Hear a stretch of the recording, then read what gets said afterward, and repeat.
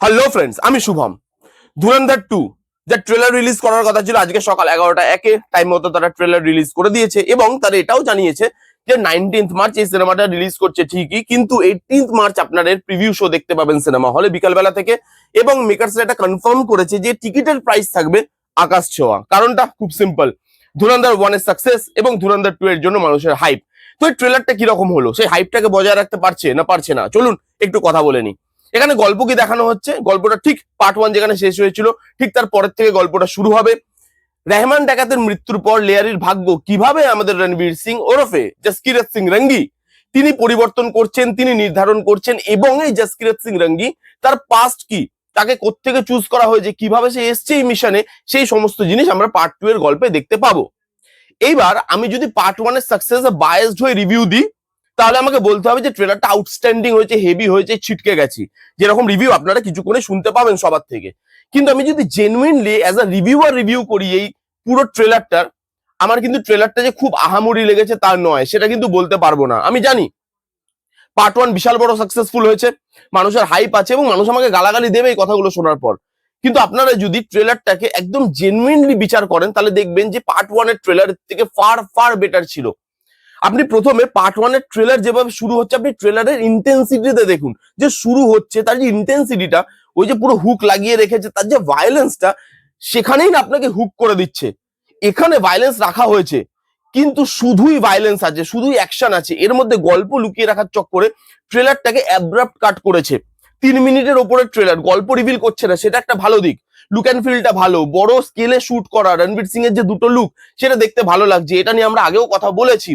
তার যে স্কেল, তার যে বাজেট, তার যে মাউন্টিং, এখানে যে ভিএফএক্স এর শট দেখানো হচ্ছে, ব্লাস্টিং এর শট দেখানো হচ্ছে, যেভাবে জিনিসপত্রগুলো ফাস্ট পেস এগোচ্ছে, বিজিএম উইথ ট্রেলার যেভাবে জেল করেছে, মানে ট্রেলারটার সঙ্গে বিজিএমটা যেভাবে জেল করেছে আর ট্রেলারটাকে যেভাবে কাটছে বিট বাই বিট বিজিএমটা, সেই জিনিসগুলো দেখতে ভালো লাগে। সেটা তো আমরা পার্ট 1 এর ট্রেলারও দেখতে পেয়েছিলাম।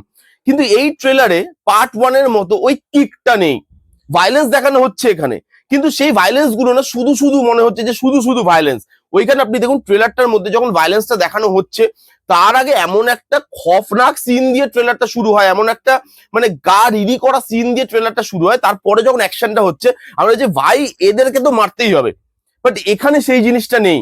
এখানে মেকার্সরা জানেই যে মানুষ তো জেনেই গেছে, তো জাস্ট ট্রেলারটাকে আমি এমন ভাবে ডিজাইন করবো যাতে গল্প একটু রিভিল না হয়, ক্যারেক্টার গুলোকে দেখাবো, অ্যাকশন সিকোয়েন্স দেখাবো। এই ট্রেলারটা শুধু অ্যাকশন ওরিয়েন্টেড হয়ে গেছে, ব্লাস্ট হচ্ছে, মারপিট হচ্ছে, ভায়োলেন্স হচ্ছে, কিন্তু ইন্টেন্সিটিটা ট্রেলারের মধ্যে নেই। সেই যে খফটা, সেই যে টেরারটা, সেটাকে এই ট্রেলারের মধ্যে দেখানো হলো না।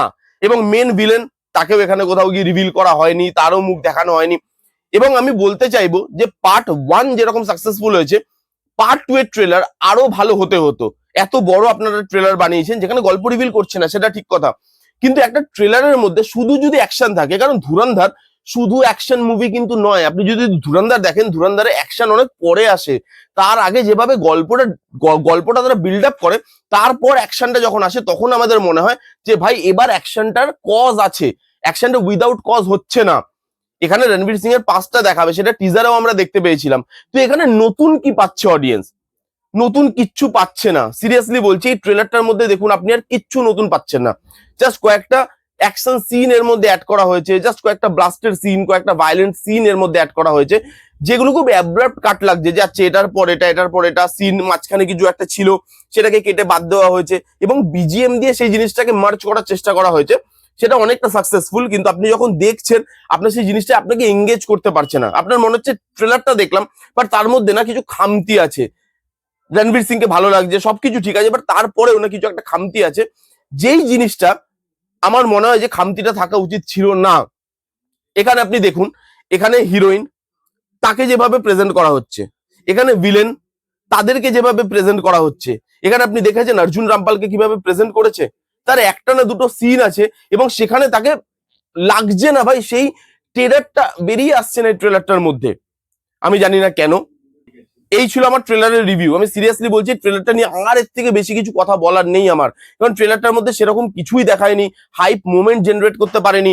হট করে ট্রেলারটা যেন শুরু হয়ে যায়, মানে মাঝখান থেকে ট্রেলারটা শুরু হয়ে গেল, হট করে শেষ হয়ে গেল।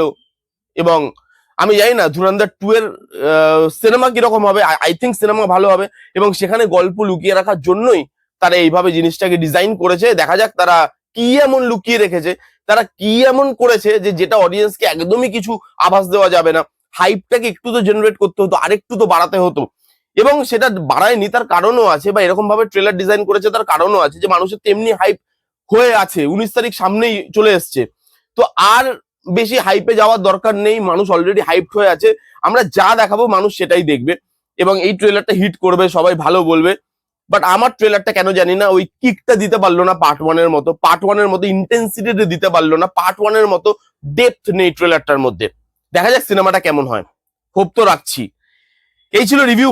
কেমন লাগলো রিভিউটা জানাতে ভুলবেন না।